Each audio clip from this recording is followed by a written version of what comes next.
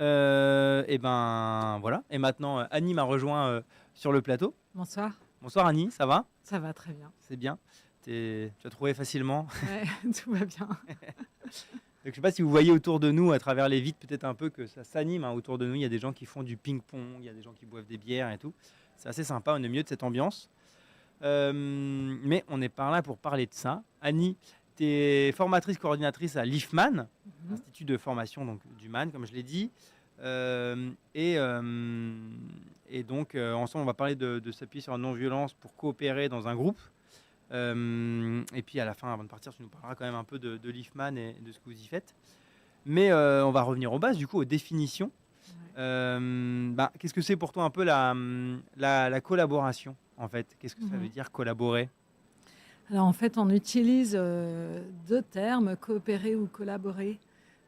Finalement, on a vu, selon qui parle, qu'on les utilise indifféremment parfois, enfin du coup plutôt de manière contraire. Donc en fait, collaborer, étymologiquement, ça vient de travailler ensemble.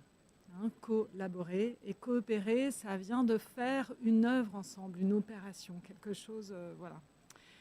Mais finalement, on peut peut-être dire, pour simplifier, qu'il y a deux niveaux de collaboration ou de coopération. Il y a un niveau où, en fait, chacun va faire sa part pour faire quelque chose ensemble. Et puis, il y a un niveau où on va vraiment coopérer ensemble pour un résultat commun. Et je vais prendre un exemple concret. Vas-y. Si on décide, nous deux, de faire un repas ensemble, Ouais. eh ben, on peut se dire que, par exemple, tu fais le plat et je fais le dessert. Et puis, avec un peu de chance, on aura quelque chose qui s'accorde. Ou on peut se dire qu'on va faire ensemble le plat et le dessert. Et du coup, on aura plus de chances d'avoir un repas équilibré. Et en plus, au-delà du résultat final, on aura partagé ensemble du savoir. Et c'est peut-être ça, finalement, qui fait la richesse de la coopération. C'est que dans le processus de coopération, quand on est dans une vraie coopération, non seulement on a un produit final ou une œuvre commune qu'on a réalisée ensemble, mais en plus on a partagé du savoir, on a créé des liens. On est allé au-delà que vraiment le résultat en lui-même. Ouais. Oui, c'est vraiment faire ensemble et pas juste faire à côté C'est ça, dans un même but, mais c'est pas ça. forcément ensemble. D'accord. Alors on peut trouver les deux niveaux de Bien sûr. coopération, hein, c'est juste de se mettre d'accord sur ce qu'on cherche en Ouais. fait. Mais c'est potentiellement plus riche de faire vraiment ensemble. Voilà, c'est plus riche, c'est plus long, c'est pas forcément toujours simple à mettre en œuvre. Donc il n'y a pas forcément une formule qui est dans l'absolu plus adaptée que l'autre, mais si on veut vraiment en tirer parti, c'est intéressant d'aller jusqu'au partage de savoir. Puisque le savoir, finalement, ça fait partie des choses, des biens qui augmentent quand on les partage. C'est pas comme un gâteau où ça diminue si on le partage. Le Malheureusement. savoir augmente quand on le partage. Donc autant en profiter et le partager. Complètement. Ok. Et du coup, on va parler de la non-violence, s'appuyer sur la non-violence pour Ouais. coopérer dans un groupe. Et du coup, en quoi la non-violence et la coopération ou la collaboration se rejoignent? En fait, pour nous, à l'IFMAN, la manière dont on travaille, c'est que on va prendre en compte les attitudes en fait, qui vont mener à la coopération. D'ailleurs, on peut voir un certain nombre de structures autour de nous, d'associations, d'entreprises ou autres, qui, par exemple, se sont lancées dans la gouvernance partagée. On définit sur le papier un truc super avec des cercles, avec des doubles liens, avec des responsabilités, des rôles, etc. Mais sont peut-être passés à côté de l'essentiel, à côté de ce que, par exemple, Anne et Patrick Beauvillard appellent la maturité coopérative, c'est-à-dire de développer des attitudes, des postures qui vont faciliter cette coopération. Par exemple, j'ai des associations autour de moi, de militants, qui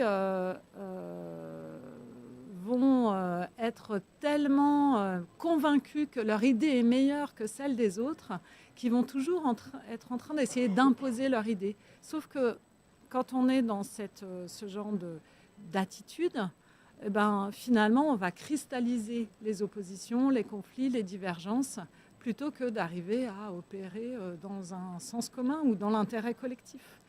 Donc, on a oublié peut-être de commencer par dire qu'est-ce qu'on cherche, quelle est la place de chacun, de se poser des questions simples comme c'est quoi la place que je prends, c'est quoi la place que je laisse, ou de développer 2 compétences qui sont indispensables au dialogue, qui sont de savoir exprimer ses idées Ouais. et même de savoir les argumenter, mais aussi de savoir écouter celles des autres. Et il faut les deux, il faut être deux pour dialoguer. On a tous, je pense, un chemin à faire dans un sens ou dans l'autre. Certains d'entre nous ont plus de capacité naturelle à argumenter, mais peut-être moins d'aptitude à l'écoute. Et d'autres sont plutôt enclins à écouter l'autre, mais ont peut-être plus de difficultés à s'affirmer. Or, si on ne s'affirme pas ou qu'on n'écoute pas, on parle tout seul. Et là, il s'agit de parler à deux. Nous, on voit, par exemple, beaucoup d'éducateurs, de travailleurs sociaux qui viennent dans nos formations en pensant qu'ils savent écouter. Mais en fait, ils écoutent dans la perspective du conseil qu'ils vont donner. Ouais. Et du coup, ils ne sont pas pleinement dans l'écoute. Et ils sortent de la formation en disant « Ah oui, ça y est, je vois maintenant ce que c'est qu'écouter ». Et donc, pour nous, la non-violence, c'est de développer quelque chose qui est de l'ordre de comment je prends soin de la relation, comment je fais aussi autre chose importante, comment je fais avec la différence. On voyait avec les collègues de médiation nomade tout à l'heure qu'il y a beaucoup de préjugés dans la relation finalement. Et qu'est-ce que c'est qu'un préjugé ? C'est quelque chose qui va m'empêcher de voir l'autre tel qu'il est, je vais non pas voir par exemple un jeune, mais je vais voir ce que j'ai peur dans les jeunes. Ce dont j'ai peur, dans les jeunes. Ouais. Donc, par exemple, je vais avoir peur de l'excès, de la délinquance, de choses comme ça. Je reste sur mon cliché et ça m'empêche de voir l'autre. Or, dans la coopération, ce qui est vraiment passionnant, c'est que c'est la différence qui fait la complémentarité. Céline Alvarez, je ne sais pas si tu te souviens de Céline Alvarez, c'est une personne qui a travaillé dans les neurosciences et qui a fait 3 ans d'enseignement pour reprendre un peu la suite de ce que faisait Maria Montessori. Et en fait, elle dit, à juste raison, que si on met des élèves qui ont tous le même niveau dans une classe, il y a nécessairement de la comparaison, et la comparaison va amener plutôt de la compétition. Si on met des élèves d'âge différents, alors c'est la différence qui va pouvoir créer la coopération. Parce qu'il n'y a rien de plus passionnant pour un enfant de 4 ans que ce que c'est faire un enfant de 5 ans. Et pour un enfant de 5 ans, expliquer à un enfant de 4 ans ce qu'il est en train de faire, c'est extrêmement pédagogique. Et nous, dans nos collectifs, il y a des différences qu'on est prêt à accepter, puis d'autres qui vont nous déranger.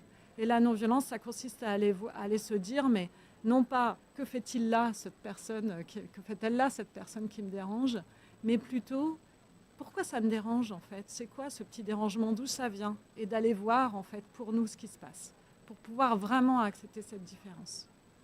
Ok, d'accord. C'est vachement riche, mais du coup effectivement c'est vachement complexe. Ça demande une posture effectivement un peu permanente de sortir, comme tu dis, de ces préjugés, etc. Et du coup c'est des efforts, quoi. En tout cas, c'est ce qui nous fait grandir aussi tout ça. Ouais. C'est-à-dire que je ne sais pas si c'est des efforts, en tout cas c'est un travail, c'est une attention portée à ce genre de choses. Voilà, ça peut, à l'inverse, je peux prendre un exemple très concret. Nous, à l'IFMAN, on est des formateurs qui venons de plein d'horizons différents. Il y en a qui viennent du cirque, des arts martiaux, du soin, et d'autres encore, j'ose même pas le dire tellement c'est loin. Il y a des enseignants, je ne sais pas, ou d'anciens enseignants, il y a d'anciens éducs, il y a vraiment... c'est vraiment intéressant de faire avec cette diversité. C'est-à-dire quand on arrive à dire, effectivement, lui, là où il en est, on ne va pas lui demander de trop faire d'administratif parce que ça ne va pas passer. Elle, on ne va pas lui demander d'aller trop dans le concept parce que c'est vraiment pas son truc. On va vraiment essayer de s'appuyer sur les points forts de chacun et de composer en fait avec cette diversité dans le groupe pour quand même créer une forme d'unité qui est une cohérence en fait, une cohérence de groupe. Ok. Et du coup, ça me fait penser sur cette cohérence de groupe. On en avait parlé un peu, c'est que, enfin, on avait parlé quand on avait préparé l'émission, que il pouvait aussi y avoir des collaborations, des coopérations au sein d'un groupe quand finalement les raisons pour atteindre le but ne sont pas forcément les mêmes, C'est ça. mais que le but au final est le même. Tu avais des exemples intéressants. Oui, c'est ça. C'est vrai que la coopération, elle est facilitée quand on a le même objectif, la même finalité.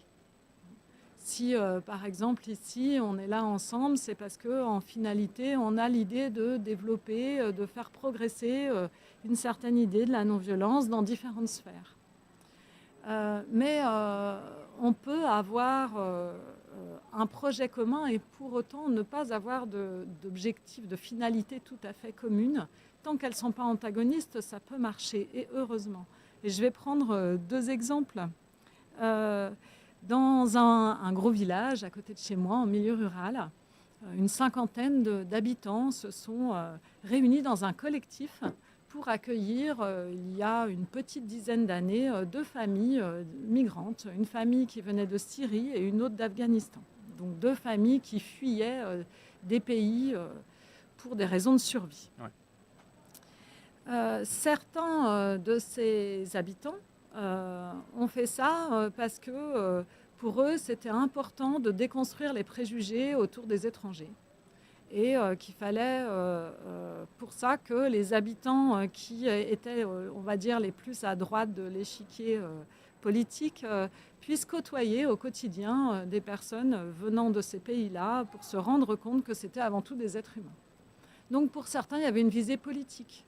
Pour d'autres, il y avait une visée plus humaniste, on va dire, par esprit fraternel ou sororal, d'accueillir ces familles-là. Et puis pour d'autres encore, c'était une manière de concrétiser une forme de charité chrétienne et de pensée chrétienne.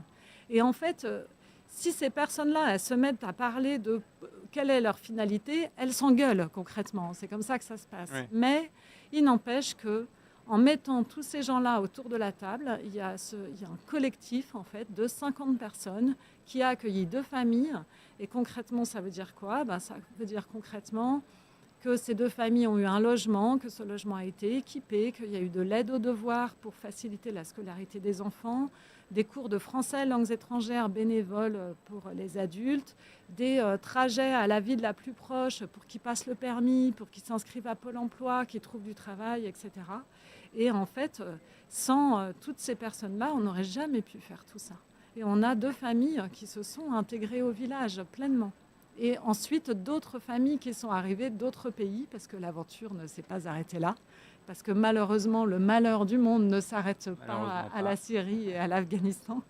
Donc ça, j'ai trouvé ça vraiment très beau, parce que même si ce n'était pas toujours simple, parce que parfois, évidemment, quand les valeurs ne sont pas tout à fait les mêmes, ça tiraille un peu, mais il n'empêche que ça a marché et que ça marche encore. C'est-à-dire que ce collectif, il est constitué depuis 8 ou 9 ans. Il y a des gens qui partent et d'autres qui reviennent, et pourtant ça marche. Ça fonctionne. J'avais dit que je donnais 2 exemples, je crois. Tout le monde est suspendu à terre. C'est ça. L'autre exemple que j'avais envie de donner, c'est... oui, c'est ça. On trouve des initiatives de coopération locale, par exemple un centre social ou une école qui veut créer un jardin bio, en fait, dans leur enceinte, et qui va faire appel à une association de jardiniers écolos, par exemple. Et pour l'association de jardiniers, l'objectif, c'est de faire peut-être apprendre des techniques sans produits chimiques. Et puis pour l'école, c'est d'avoir un petit peu d'air et de sortir de la classe, etc. Et voilà, la finalité peut ne pas être commune et pourtant le projet commun. Ou une chaîne de magasins bio peut décider de créer une marque avec des éleveurs bio. Et la chaîne de magasins, sa finalité, c'est quand même de continuer à survivre. Alors certes, en vendant des produits qui ont une certaine éthique, mais quand même de vendre ces produits-là. Ouais. La finalité est de la vendre de manière accessible à des consommateurs. La finalité des éleveurs, c'est quand même de vivre de leur métier. Donc ça peut tirailler un peu parce que la finalité n'est pas la même tout à fait. Mais si on a conscience que malgré ces différences, on a quelque chose à faire en commun et que ce commun peut être plus riche que de le faire séparément ou tout simplement possible, alors on peut dépasser, on peut accepter que les finalités soient différentes, si elles ne sont pas antagonistes. Ouais. Mais on a plein d'exemples qui montrent que c'est parfois compliqué la coopération. Effectivement, une fois que notamment il y a des valeurs ou des buts qui peuvent être un peu différents, Ouais. surtout quand il y a des buts cachés, je pense. Quand... Oui, et puis quand parfois on peut évidemment, on peut avoir finalement des finalités qui sont antagonistes, c'est-à-dire qui vont finalement tirer dans deux sens opposés, où là ça peut être compliqué. On peut avoir pas seulement des buts différents, mais aussi des points de vue ou des cadres de référence différents. Par exemple, nous, on peut intervenir parfois dans le médico-social ou dans le social, dans des services où on a des personnes qui sont en charge de l'action éducative pour les enfants et d'autres qui sont en charge du soin. Eh ben, on ne fait pas la même chose. Et donc, du coup, la question, c'est comment ça se parle. J'ai, par exemple, travaillé pour un service qui s'appelle un SAVS, où on faisait de l'accompagnement d'adultes à l'autonomie. Donc D'accord. des adultes qui ont eu des accidents, qui doivent retrouver de l'autonomie. C'était un SAMSA. Et en fait, je me souviens d'une femme qui avait eu un cancer et les équipes de soins disaient, le cancer était terminé, les équipes du soin disaient il faut absolument qu'elle fasse des mammographies régulières pour contrôler. Et l'équipe sociale, qui a pour objectif d'amener la personne à petit retrouver une autonomie, disait mais il est important qu'elle le décide par elle-même. Tant qu'elle n'est pas d'accord et qu'elle ne veut pas le faire, on est dans un processus d'autonomisation. Et en fait, les deux points de vue sont légitimes. Parce que des fois, il peut se trouver qu'en raisonnant, on se dise, ben non, effectivement, il vaut mieux aller vers là. Mais là, les deux points de vue sont légitimes. Et du coup, ça ne peut se faire que sur la base d'un dialogue où chacun prend en compte le point de vue de l'autre. Et donc, on peut avoir des difficultés à parler non seulement parce qu'on a un but différent, mais parfois tout simplement parce qu'on a des points de vue différents sur la situation. Le point de vue différent, c'est on regarde la même chose, mais on ne voit pas la même chose parce qu'on n'est pas situé au même endroit pour le regarder. Comme si on était à deux endroits différents d'un même paysage. Oui. Ouais, avec ce petit schéma où on a deux personnes sur des collines différentes. Voilà, c'est ça. Et finalement, il faut aller sur la colline de l'autre pour bien comprendre son point de vue. Et là, on en revient à ce que tu disais sur la non-violence, où c'est aussi mettre de côté des fois son point de vue et bien comprendre. Enfin, pas le mettre au moins temporairement pour comprendre celui de l'autre. Ça ne veut pas dire l'abandonner, mais ça veut dire au moins prendre le temps de comprendre celui de l'autre. Oui, et ce temps-là, ça impose un peu de mettre le sien de côté. C'est Thomas d'Anzembourg qui parle de cette histoire de colline. C'est l'idée que, en fait, on ne peut pas aller voir deux points de vue à la fois. Matériellement, ce n'est pas possible si on parle d'un point de vue sur un paysage, mais c'est la même chose sur des opinions, en fait. C'est pas possible de voir deux. Il faut d'abord aller voir une opinion, puis en voir une autre. C'est aussi ce schéma des deux ânes qui ont chacun leur picotin d'avoine, qui sont dans des sens, qui sont dos à dos, qui sont reliés par une corde. S'ils veulent aller manger leur picotin d'avoine tous les deux en même temps, ils vont pas y arriver. Par contre, ils peuvent aller en manger un, puis aller en manger un autre. Et finalement, souvent, ce qu'on nous oppose, quand on parle de ça, d'aller voir le point de vue de l'autre, c'est de dire, mais en fait, c'est lui qui doit d'abord aller voir mon point de vue. Pourquoi c'est moi qui dois d'abord y aller? Et du coup, ça, c'est aussi un élément qui va être souvent bloquant dans la communication. C'est est-ce que c'est celui qui peut ou est-ce que c'est celui qui doit? Qui y va, en fait? Parce que si on dit, c'est l'autre qui doit venir voir mon point de vue, alors ça ne se résout jamais. Si on dit celui qui va voir le point de vue de l'autre, c'est celui qui est en capacité de se déplacer, qui est OK pour se déplacer. Et il va aller voir le point de vue du premier, et puis ensuite il va l'amener, il va dire « Ok, je t'ai entendu, c'est bien ça que tu veux me dire, et je voudrais que maintenant tu m'écoutes. » Et là, l'autre va, s'il a été entendu, il va accepter plus facilement qu'on aille voir son point de vue à lui. C'est tout le principe de la communication non violente. Enfin, c'est un des principes de la communication non violente. Et ce que tu me dis, ça me fait penser que je pense que quand il y a des relations, donc dans le travail par exemple, quand il y a des relations hiérarchiques qui c'est en place, Ouais. ça doit un peu complexifier aussi les choses parce que ça peut rajouter de la tension, ça peut... Alors, en fait, la hiérarchie n'empêche pas la coopération, dans le sens où chacun peut coopérer de sa place. Euh, Par contre, ce qui va être riche, c'est de pouvoir coopérer en se mêlant en partie de ce qui ne nous regarde pas, c'est-à-dire en dépassant un peu sa sphère de départ. Si, par exemple, on fait souvent dans le milieu médico-social ce qu'on appelle des réunions pluridisciplinaires. Donc, on s'occupe d'un jeune, hein, dans le cadre de la sauvegarde de l'enfance, d'un jeune qui est placé, et puis on va mettre autour de la table un éduc, l'assistante sociale, le médecin, et je ne sais qui encore. Et là, on a deux manières de faire. Soit chacun dit son point de vue en restant dans sa posture d'éducateur, d'assistante sociale, de médecin, et on espère que quelqu'un pourra faire la synthèse. Soit, effectivement, l'assistante sociale peut questionner le médecin peut dire à l'éduc, mais comment ça se passe ce truc-là? Et l'éduc peut proposer, mais est-ce qu'en termes de suivi, on pourrait faire ceci ou cela? C'est-à-dire que c'est vraiment une histoire de pouvoir contribuer. C'est cette histoire de une personne, une voix à un moment. C'est-à-dire que chacun arrive avec son métier, son cadre de référence, mais chacun arrive aussi avec son histoire de vie, avec son expérience. Et du coup, dans les aspects hiérarchiques, c'est pareil. C'est l'enjeu de ce qu'on appelle aujourd'hui l'entreprise agile. C'est de quelle manière non seulement on autorise, ce qui est déjà ça, mais en plus on favorise le fait qu'il y ait des initiatives ou des propositions qui peuvent venir de la base. Pour moi, vraiment, la coopération, ça peut fonctionner. Par exemple, qu'est-ce que je pourrais prendre comme exemple sur les aspects militaires, par exemple. Ouais. Hein, on sait très bien que c'est très hiérarchique. C'est très hiérarchique parce qu'on n'a pas le temps de discuter. Ouais. Quand on est en opération, il faut y aller. Mais dans la plupart des cas, dans nos métiers, on a le temps de discuter. Et donc là, on pourrait dépasser le strict point de vue hiérarchique. Il y a quand même un autre problème qu'on trouve dans un certain nombre d'organisations qui veulent travailler de manière horizontale, c'est que si quand même tout le monde se mêle de tout, au bout d'un moment, plus personne n'a le temps de travailler. On passe notre temps à élaborer, à discuter, et on n'a pas le temps de faire l'activité pour laquelle on est là.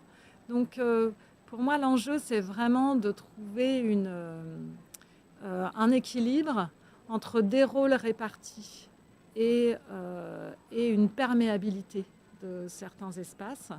À l'IFMAN, ce qu'on fait, nous, fonctionne assez bien, c'est-à-dire qu'on a des cercles de gouvernance. Et puis, chacun a un rôle dans ce cercle. Et ce qui est, même s'il y a une forme de hiérarchie, elle n'est pas très importante, mais il y a quand même une hiérarchie dans la structure. Mais une personne qui n'a pas de rôle hiérarchique peut avoir la responsabilité d'un cercle et du coup avoir une fonction plus de coordination quand elle est dans ce cercle et la perdre quand elle est dans un autre cercle.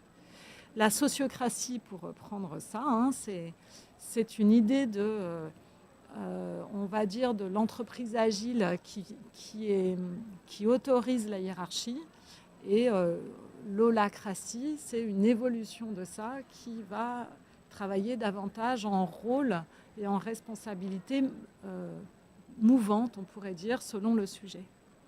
D'accord, avec pas une hiérarchie qui est différente, un peu en fonction de chaque sujet. Et du coup, voilà, c'est pas une hiérarchie des personnes sur d'autres personnes, mais c'est une hiérarchie de rôle, finalement. Et du coup, on ne peut plus dire qu'il y a des personnes qui sont hiérarchiquement au-dessus. Par contre, il y a des rôles prépondérants dans certains, selon le domaine dont on parle. Parce que c'est vrai que moi, si on me demande de prendre un rôle de chargé de communication, je crains un peu pour la communication de l'IFMAN. Ce n'est pas vraiment ma compétence. Alors j'ai un avis, puisque tout le monde a un avis sur la communication, mais il n'est pas forcément éclairé. Donc je préfère laisser ce genre de rôle prépondérant à quelqu'un qui en a un peu plus la compétence. D'accord. Ça, c'est intéressant comme forme de fonctionnement parce que c'est vrai que des fois, la hiérarchie qui existe dans le travail, elle est tellement figée en permanence que en dehors du travail, on a du mal à la quitter. Si la hiérarchie elle est mouvante en fonction des moments, je pense que ça doit aussi peut-être simplifier les relations humaines en dehors des espaces de travail. Oui, c'est possible. J'ai jamais pensé à ça comme ça, mais c'est intéressant. Effectivement, c'est la question de, de la manière dont je construis mon identité sur le rôle que j'ai au travail, finalement. Et du coup, on peut distinguer plusieurs choses. On peut distinguer mon identité, qui est qui je suis, le rôle que j'ai. Et même nous, on essaye d'aller sur les distinctions entre rôle et fonction. D'accord. Donc les fonctions, c'est quelque chose qui est officiel, qui est dans ta fiche de poste, dans ton statut, etc. Et souvent, on a des rôles implicites dans les groupes. C'est très intéressant de voir ça dans les groupes d'ailleurs. Par exemple, dans les rôles implicites, il y a la personne qui veille toujours à l'ambiance. Il y a la personne qui est toujours très enthousiaste pour aller vers de nouveaux projets et regarde plus loin. Il y a la personne qui va plutôt jouer le rôle de garde-fou en disant « Oh là, je ne suis pas sûre qu'on ait les ressources de faire tout ça ». Il y a la personne qui va aller chercher les petits détails. Et il y a la personne qui va faire la petite blagounette pour détendre l'atmosphère. Et en fait, dans ces rôles, il y a des rôles qui sont plus ou moins lourds ou légers et des rôles plus ou moins ingrats. Et un des enjeux, c'est aussi de ne pas, pour le bon fonctionnement du groupe, c'est aussi de savoir ne pas s'enfermer dans un rôle, notamment quand il est trop lourd à porter. Par exemple, le rôle de la personne qui a toutes les infos, qui centralise toutes les infos. C'est un rôle qui est très lourd à porter parce qu'elle est sollicitée par tout le monde pour lui dire bon, attends, là, ça se passe où, ça se passe comment, etc. Et donc, on peut inviter, quand on fait de la coopération, à passer de l'implicite à l'explicite. C'est-à-dire qu'il y a des rôles implicites. Par exemple, on s'attend à ce que ce soit cette personne qui va vérifier que tout le monde va bien dans le groupe, par exemple, ou que ce soit cette personne qui va faire le café, ou que ce soit cette personne qui va gérer l'info. Et peut-être que cette personne, elle en a marre de faire le café, en fait. Et peut-être qu'elle se demande un peu ce qu'elle fout là à faire le café tout le temps. Et donc, passer de l'implicite à l'explicite et faire tourner les rôles, ça peut être vraiment aidant pour la coopération. Oui, j'imagine. Et en plus, ça me fait penser, en rebondissant sur ce que tu disais avant, des fois, on s'enferme dans une identité ou un rôle. En plus, ces rôles, des fois, ils sont un peu socialement désignés en fonction du genre, de la classe sociale ou autre. Donc, c'est hyper intéressant d'en sortir pour justement casser un peu ces attendus sociaux. C'est toujours intéressant, moi je trouve, de venir les perturber parce que ça montre que ça peut fonctionner et que ça peut bien fonctionner différemment, quoi. Oui, tout à fait. Et puis ça va, effectivement, c'est toujours intéressant de bousculer un peu des ordres établis. Moi, je fais partie d'une association qui forme des animateurs d'ateliers philo. D'accord. Et en fait, dans cette association, moi, j'interviens plutôt sur la relation entre les animateurs d'ateliers et les enfants qui sont dans l'atelier, avec l'idée que pour qu'un enfant ose prendre la parole, il faut le sécuriser. Parce que la prise de parole dans un groupe est toujours un risque pour la personne qui le fait. Le risque qu'on se moque de lui, qu'il tombe à plat, qu'il se trompe, etc. Donc des risques pour l'ego. Ouais. Et c'est quand même important, des risques pour l'ego quand on est devant d'autres enfants. Et dans cette association, il y a des personnes qui sont des professeurs, des enseignants de philosophie qui vont intervenir sur les concepts, sur le déroulé des ateliers philo. Eh bien, j'observe que quand on se retrouve ensemble en séminaire, si personne n'y prend garde, ceux qui amènent de la pensée dans le séminaire, ce sont les philosophes, et ceux qui amènent de l'huile dans les rouages dans le séminaire, ce sont des personnes comme moi qui sont plutôt attentifs à la relation. Et pourquoi pas, puisque ce sont des compétences différentes. Mais en même temps, c'est dommage de nous enfermer là-dedans, parce que des personnes qui travaillent sur le lien ont aussi une pensée, Et des personnes qui sont dans la pensée ont aussi des affects. Et donc, c'est important, là, de faire tourner les rôles. Et si ce n'est pas quelque chose qui est conscientisé, ça ne se fait pas. Parce que, en fait, chacun va se créer, effectivement, à la fois son identité et son rôle. Ouais. Et du coup, là-dedans, on est un peu dans une, entre guillemets, mauvaise coopération parce qu'il n'y a plus, du coup, de partage de savoir-faire et d'échange. Alors, on est dans une coopération qui, du coup, manque de richesse. Ouais. C'est-à-dire qu'elle est toujours là. Mais on va rester peut-être dans des choses qui sont trop habituelles pour les uns et les autres, dans des habitudes de pensée et d'action qui sont trop habituelles. Alors que si on échange les rôles, là on peut décaler et c'est plus créatif en fait. Oui, forcément. Et c'est là qu'on on crée de la vraie richesse. C'est ça. C'est de l'inattendu, ça donne de la richesse. Ouais, C'est important d'avoir de l'inattendu. ça crée de la complexité aussi. Voilà, c'est ça. Et c'est entre autres d'ailleurs pour ça, puisqu'on parle de complexité, c'est pour ça que c'est important de coopérer aujourd'hui et de développer ces aptitudes, parce qu'on est dans un monde de plus en plus instable et de plus en plus complexe. Et aujourd'hui, sur aucun des sujets, personne ne peut prétendre avoir l'ensemble de la connaissance. Même quand vous vous tournez, par exemple, dans le monde juridique, vers des avocats, aucun avocat ne connaît la loi entièrement. Personne. Ce n'est pas possible. C'est trop complexe, en fait. Donc, du coup, la coopération, c'est vraiment les modalités de travail ou de relations qui vont nous permettre d'être de plus en plus pertinents dans un monde qui est de plus en plus instable et complexe, où donc on doit s'adapter en permanence et en permanence apprendre de l'adaptation qu'on a fait sur tel ou tel sujet. Ouais. Donc c'est notamment une institution qui est très intéressante, qui s'appelle l'Institut des futurs souhaitables, qui travaille cette notion d'adaptation et d'apprentissage dans un monde complexe. On est dans un monde complexe, donc on s'adapte, mais si on ne fait que s'adapter, on s'épuise, on a besoin d'apprendre des expériences d'adaptation passées, et donc on essaye. L'idée, c'est d'enchaîner des cycles d'adaptation, enfin des temps d'adaptation avec des temps d'apprentissage. Et là, il est nécessaire, aussi bien dans l'adaptation que dans l'apprentissage, de partager ses connaissances et ses savoir-faire. Ouais. Et ça me fait penser à ce qu'on se disait tout à l'heure avec Gabriel Mazzolini des Amis de la Terre. Même dans le militantisme, c'est hyper intéressant aujourd'hui d'aller voir d'autres groupes. Donc les Amis de la Terre, ils sont plutôt sur un militantisme climat. Ouais. Mais en fait, d'aller voir des luttes antiracistes, des luttes décoloniales ou des luttes de syndicats ou de travailleurs pour des industries qui même de base peuvent sembler un peu éloignées du mouvement climat. Une fois ils ont fait alliance avec un mouvement de raffineurs, donc plutôt du pétrole, donc a priori qu'on n'imaginerait pas en lien avec le mouvement climat. Mais ça permet aussi d'aller en fait créer de la complexité, mais apprendre de nouvelles façons, apprendre de l'expérience différente de ces autres groupes qui luttent de manière différente, et ça amène de la richesse en fait. Ça amène de la richesse, ça nous permet de comprendre. Donc moi je fais aussi partie à titre bénévole d'associations écologistes, ça nous permet de comprendre aussi le regard des autres sur l'écologie, de comprendre un peu leurs besoins et justement de trouver qu'est-ce qui peut faire commun dans tout ça.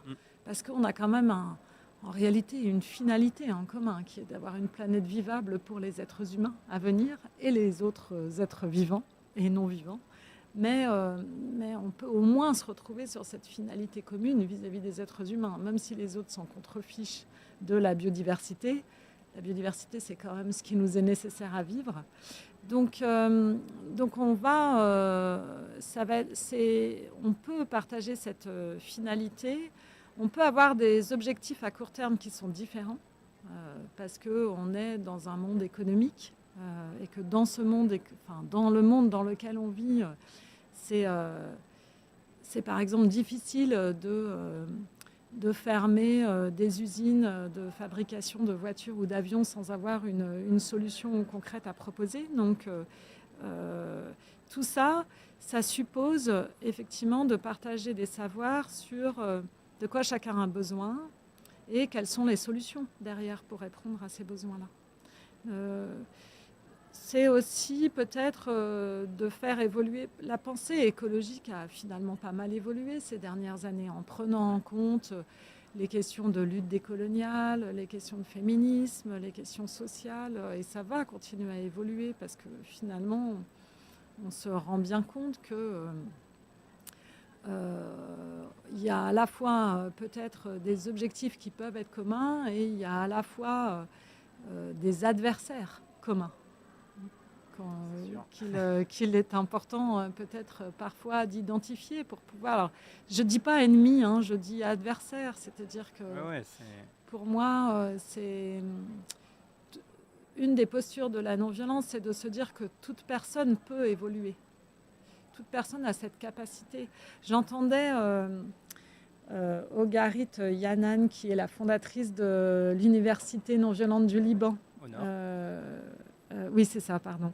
Elle disait tout le monde a une part de non-violence en lui-même. Et je trouvais ça très beau, cette phrase, parce qu'on a l'habitude de dire qu'on a tous une part de violence en nous-mêmes. Mais je trouve ça très beau de le renverser, parce que c'est vrai. En fait, on a tous une part de non-violence en nous-mêmes, on a tous une part de bienveillance, d'empathie, d'altruisme. On le voit chez des enfants, des adultes, etc. On l'a tous, cette part-là. Donc, c'est intéressant de pouvoir se connecter à cette part-là et de nourrir cette part-là plutôt que l'autre. Oui, c'est clair. Ouais, de la cultiver. Et c'est vrai que c'est justement, pour revenir sur le mouvement climat, en allant voir d'autres luttes, c'est justement trouver les endroits où coopérer. Parce qu'effectivement, des fois, on peut avoir l'impression que les buts ne sont pas toujours les mêmes. Mais en fait, quelque part...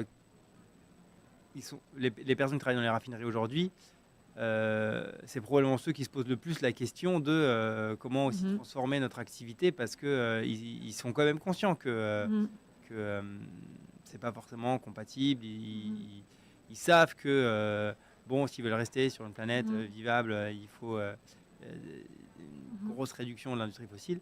Et du coup, forcément, ils y réfléchissent. Et eux, ils connaissent leur outil de production, donc ils savent mieux que nous comment le réutiliser, le réemployer dans une nouvelle société. Et donc c'est hyper intéressant d'aller voir ces personnes qui sont les premières concernées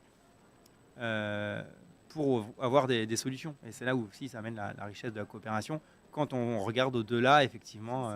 Et là, ça suppose vraiment d'aller voir les points de vue de chacun sur la situation. Et quand on dit point de vue, on peut dire comment il vit la situation, de quoi il a besoin, de quoi il a peur, quels sont ses désirs. Tout ça, c'est très connecté, en fait, toutes ces notions-là. On peut aussi aller voir des universitaires, parce que la recherche, de plus en plus, travaille sur des choses très intéressantes. Par exemple, il y a un groupe de chercheurs qui travaillent sur l'avenir de la vallée du Rhône. Moi, j'habite pas très loin de la vallée du Rhône, qui est une vallée qui est très industrielle. Comment on fait pour transformer ça? C'est pas si simple. Non, c'est sûr qu'aujourd'hui, de toute manière, sur la transformation, c'est un peu en dehors du sujet, mais il y a des besoins d'évolution structurelle, parce qu'on a des fois des endroits, des bassins d'emploi qui dépendent tellement de certaines industries qu'on ne peut pas l'arrêter du jour au lendemain. C'est pour ça qu'il faut... Et du coup, c'est des savoirs qui sont extrêmement complexes. Et en plus, il y a plein de choses qu'on ne sait pas. Donc, on ne peut pas le faire sans coopération, en fait. Parce que ça va supposer des tâtonnements, encore une fois, des essais, des erreurs, des apprentissages de ces erreurs, des nouveaux essais. Et ça, on a vraiment besoin de l'intelligence collective pour ça. Et du coup, est-ce que c'est pas un peu inquiétant de voir le manque de coopération qu'il peut y avoir, par exemple, au hasard, mais dans nos instances gouvernementales, on est quand même, pour le coup, très figé en partie, qui coopèrent très peu, qui se tirent dans les pattes à la moindre opération, alors que là aussi, il y aurait de la coopération et de la complicité.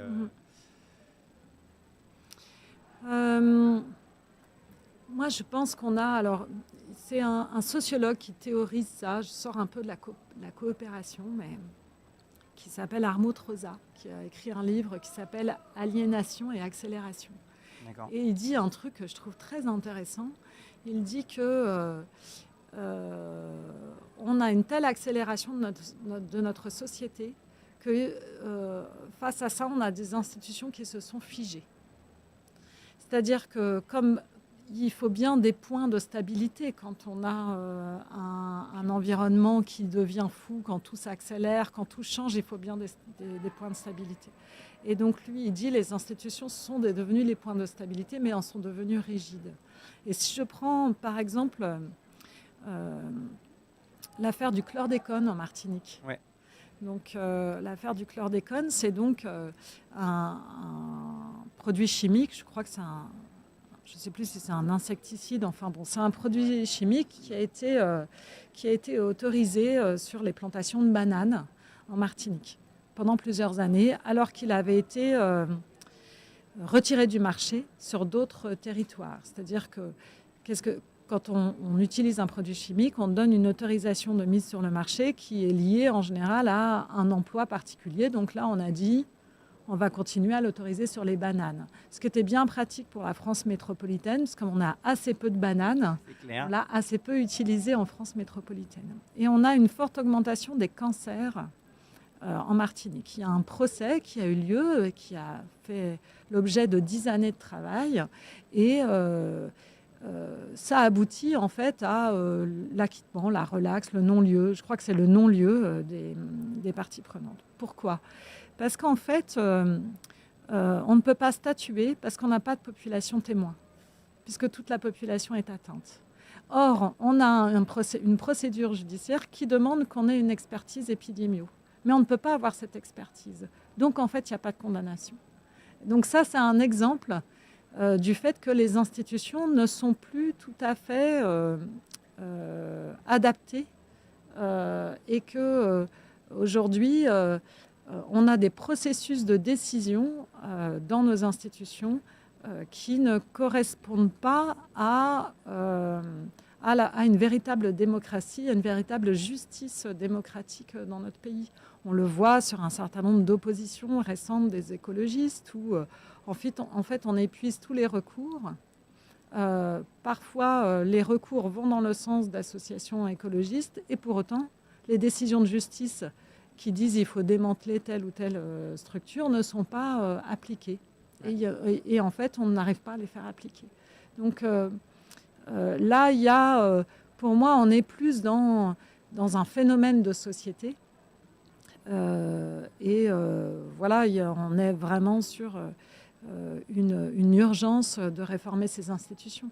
Et là, moi, je ne sais pas comment faire, parce que ce n'est pas avec les personnes au pouvoir aujourd'hui qu'on va véritablement réformer les institutions. Et donc, on est sur la problématique de la poule et de l'œuf. Oui, ah bah là, clairement. Mais si tu avais la solution un jour de comment on fait pour... Je reviens, promis. Ouais, tu reviens, tu nous le dis, hein, parce qu'on a besoin de savoir. Mais c'est pas simple, parce qu'effectivement, on a un mouvement réactionnaire, justement, voilà, qui s'oppose au changement. Oui, parce qu'il y a beaucoup de peur. Ouais. Et c'est normal d'avoir peur. C'est normal d'avoir peur. On parlait de médiation nomade jusqu'avant. Il y a beaucoup de peur dans tout ça. Moi, je serais une mère de famille dans un quartier populaire. J'aurais tout le temps peur, en fait, pour mes enfants. Je me dis souvent que j'ai de la chance d'appartenir à un groupe dans cette société où je n'ai pas cette crainte pour mes enfants. Et en même temps, je pense que dans tous les côtés, il y a de la peur. Il y a la peur du côté des élus, il y a la peur du côté d'autres habitants, il y a la peur du côté des policiers, il y a la peur, elle est partout, en fait. Et aujourd'hui, on est dans une société où on a exacerbé la peur. Il faudrait revenir à d'autres formes de communication, à d'autres formes de campagne électorale qui s'appuient moins sur la peur. Mais ça demande une certaine forme de sagesse. Ouais. Et pour le coup, s'il y avait coopération, ne serait-ce déjà que communication, mais ensuite coopération, ouais. ça aide aussi à comprendre et à connaître les autres et du coup à diminuer la peur. On le voit, il y a beaucoup d'exemples de personnes qui peuvent avoir des préjugés racistes, puis qui en fait un jour vont rencontrer une personne racisée, parler avec elle et tout, et en fait se rendre compte que leurs préjugés ne tiennent pas. Alors bon, souvent il y a l'esquive de non mais elle est pas comme Oui, les oui. autres et je garde mes préjugés tranquille au chaud. Mhm. Mais n'empêche que quand ils apprennent à connaître, ça aide quand même à faire tomber une partie des préjugés. Mais Oui, et il y a effectivement, pour retrouver un peu d'optimisme, il y a énormément d'initiatives très intéressantes en ce moment, portées aussi par des gens jeunes. Donc on peut imaginer que ce n'est que le début d'une histoire qui va continuer. Non pas que je sois absolument convaincue qu'il faut faire du jeunisme, mais je pense que ça donne de l'espoir aussi. Moi, ça fait, je ne sais pas, 30 ans que je milite dans différents milieux et ça me fait plaisir de voir toutes ces initiatives hyper intéressantes qu'il y a un peu partout en France, en fait, vraiment constructives je ne sais pas, d'épiceries associatives, de projets à dimension sociale, de rencontres, d'aide, de solidarité. En fait, on est dans un pays extrêmement solidaire. Moi, je crois qu'une des valeurs qui définit la France, c'est vraiment la solidarité, en réalité. On l'a vu pendant le Covid. Alors peut-être que ça définit l'être humain, d'ailleurs, la solidarité. Je ne veux pas faire plus de patriotisme que ça. Mais on parle souvent de l'insatisfaction des Français et tout ça. Moi, je trouve que dans notre pays, il y a beaucoup de solidarité. J'ai même souvent l'impression que beaucoup de personnes voudraient être solidaires d'autres personnes, mais ne savent pas comment faire, qu'ils cherchent le moyen d'exprimer une solidarité, une empathie, etc. Donc c'est des bonnes bases pour coopérer. Et on peut coopérer à toute échelle. Je peux coopérer avec mon voisin pour réparer un muret. Je peux coopérer avec les gens de mon village, qui sont d'ailleurs dans mon village précisément en ce moment même en réunion pour créer une épicerie associative. Je peux coopérer à l'échelle de mon canton pour essayer je sais pas, de monter un projet autour de l'énergie, et je peux coopérer à l'échelle du pays pour faire des débats sur la non-violence, par exemple. par exemple, très bon exemple. Mais oui, non, mais c'est important de voir qu'il y a des coopérations à toutes les échelles Ouais. et que c'est important. Et ça me refait penser à ce que tu disais au début sur les classes, un mix en termes d'âge. Je pense que la mixité, c'est toujours une richesse. Et du coup, quand on coopère, je pense qu'il faut essayer d'intégrer un maximum de personnes, de points de vue, justement pour avoir des approches les plus riches. Mais aujourd'hui, c'est un peu bon, moi je suis un peu pessimiste peut-être, mais j'ai l'impression qu'aujourd'hui une partie en tout cas des médias nous pousse pas du tout à aller vers d'autres points de vue. Au contraire, vont créer des scissions, des tranchées. C'est vrai pour les grands médias, mais Ouais. la bonne nouvelle, c'est qu'il y a plein de nouveaux médias qui sont plein. hyper intéressants et qui du coup ont d'autres approches. Et en fait, la coopération, peut-être qu'on ne focalise pas suffisamment dessus, mais finalement, on coopère chaque jour. Par exemple, pour venir ici, on coopère pour entrer et sortir dans le métro le plus efficacement possible. C'est-à-dire que les gens s'arrêtent pour que ceux qui sont dans la rame sortent et ensuite ils rentrent. Voilà, c'est une forme de coopération en fait. Il y a plein d'endroits où on coopère tout le temps et on ne s'en rend pas compte. Donc on a déjà tous des savoir-faire et des expériences de coopération. C'est juste que ce n'est pas ça dont on parle. Donc si on veut qu'il y ait un peu plus de coopération, peut-être qu'il faut commencer par focaliser un peu plus l'attention des gens sur les espaces de coopération qui existent déjà. Ouais. Et c'est espérons qu'un maximum de médias s'y mettent. Et il nous reste un peu moins de 10 minutes ensemble. Est-ce que tu veux nous parler un peu plus de l'IFMAN, de ce que vous proposez, ce que vous faites? Oui, peut-être pour illustrer en fait la manière dont on va faciliter la coopération dans les groupes, puisque nous, en fait, donc l'IFMAN, on a un savoir-faire qui est vraiment orienté vers les professionnels, plutôt que vers des particuliers. Et donc, on va travailler avec des équipes de professionnels, notamment des travailleurs sociaux, pas seulement, mais en partie. Et on va notamment travailler sur les besoins du groupe pour coopérer. En fait, on considère que la coopération dans un groupe, elle va reposer sur 3 piliers. Le premier pilier, c'est le sens que l'on donne, le but commun ou l'œuvre commune. parce que tout le monde a besoin de savoir à quoi il participe a besoin de savoir si ce qu'il est en train de faire, c'est en cohérence avec ce qu'on dit qu'il fait et avec ses propres valeurs. Je vais prendre un... Non, je ne vais pas prendre un exemple, je n'ai pas le temps. Il y a un deuxième pilier qui est le fait de mettre des cadres de fonctionnement. Parce que ces cadres, ils sont facilitants pour que chacun contribue. Si par exemple, tu arrives dans un endroit, dans un espace, une réunion, et tu ne sais pas comment les gens interagissent, tu ne sais pas quand est-ce que tu peux prendre la parole ou pas, tu ne sais pas vraiment quand est-ce qu'on passe au point suivant ou pas, tu as du mal à t'impliquer en fait. Or, chacun a besoin de contribuer.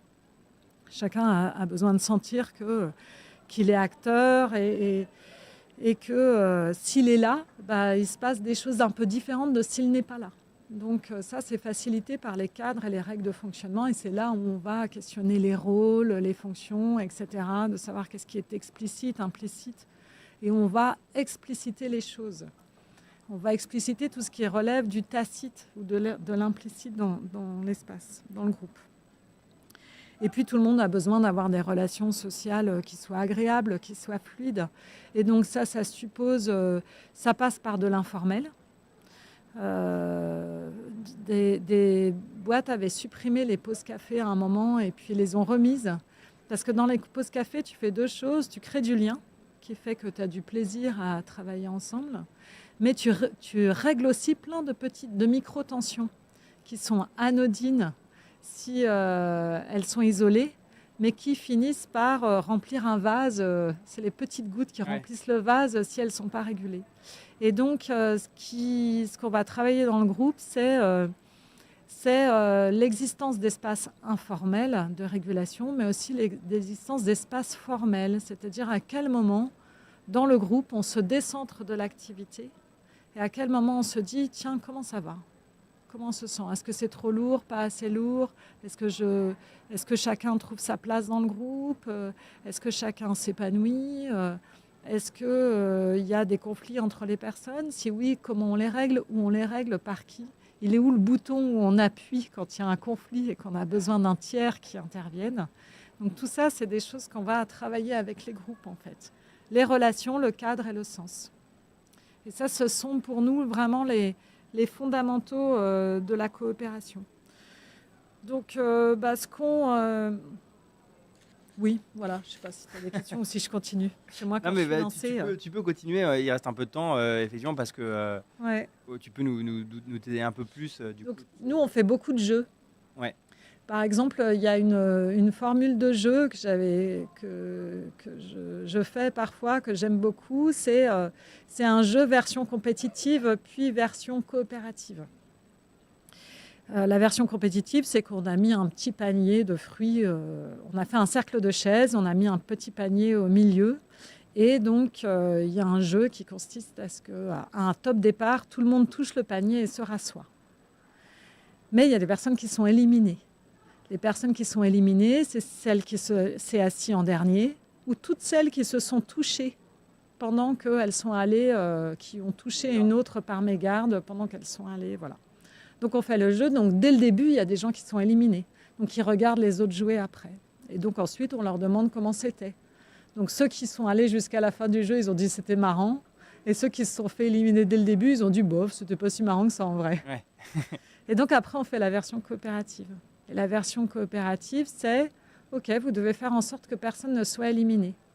Mais on va mettre de l'adversité pour qu'il y ait du jeu. Donc on va leur demander de le faire dans un temps de plus en plus court. Et après, on discute. On discute de ce que ça a apporté, la compétition et la coopération. Et ça nous permet d'introduire le sujet. Après, on peut travailler... je me souviens d'une situation intéressante où on avait travaillé les représentations. En fait, on a tous des représentations différentes de... si je reprends l'exemple de la médiation nomade, de ce que c'est un jeune, ou pour un centre social, de ce que c'est un habitant du quartier, mais aussi pour un travailleur, un éduc, qu'est-ce que c'est qu'une directrice ou un chef de service. Et on a beaucoup de projections là-dessus. Et donc la coopération, ça va consister peut-être d'abord à découvrir en fait finalement les préjugés qu'on a les uns sur les autres et à découvrir d'où on parle, quels sont nos cadres de référence. Par exemple, avec des gens qui gèrent de l'habitat social, Ouais. on se rend compte que parfois, entre populations différentes, on a des remarques du type ah mais eux, ils ne s'occupent pas de leurs enfants. Mais parce que, en fait, derrière, la représentation de qu'est-ce que c'est que s'occuper d'un enfant, elle est différente. Pour certains, s'occuper d'un enfant, c'est beaucoup les surveiller. Pour d'autres, s'occuper d'un enfant, c'est les aider à s'émanciper. Et du coup, ça ne produit pas du tout la même chose dans ce qu'on voit au quotidien. Et ça, c'est vraiment intéressant de dire non, ce n'est pas que la personne n'a pas de valeur ou n'a pas d'éthique. C'est juste que pour elle, soit les valeurs, l'éthique sont différentes, soit elles vont le concrétiser d'une autre manière que les tiennes, ou elles vont les prioriser différemment.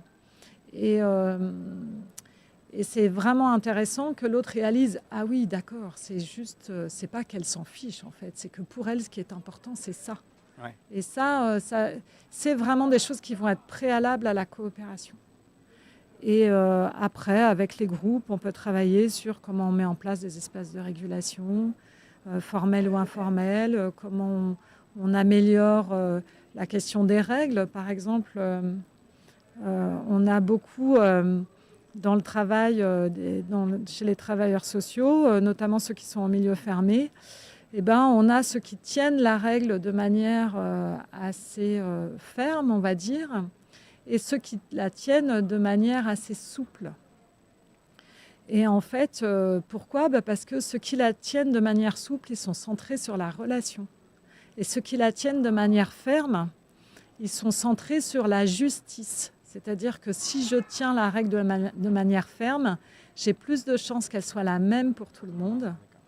Et du coup, les deux points de vue sont importants. C'est important la justice et c'est important la relation.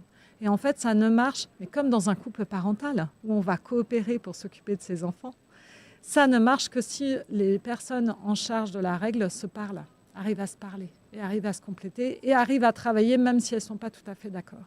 Ouais. C'est un beau message de fin, d'essayer de comprendre les actions des autres avant de les juger. Dans tous les cas. Merci beaucoup Annie. Et Merci du coup, Mathieu. l'IFMAN, il y a pas mal de formations qu'on retrouve sur votre site. Ouais, c'est ça. Alors on fait surtout de la formation, ce qu'on appelle en intra. Donc on va directement avec des équipes. Ouais.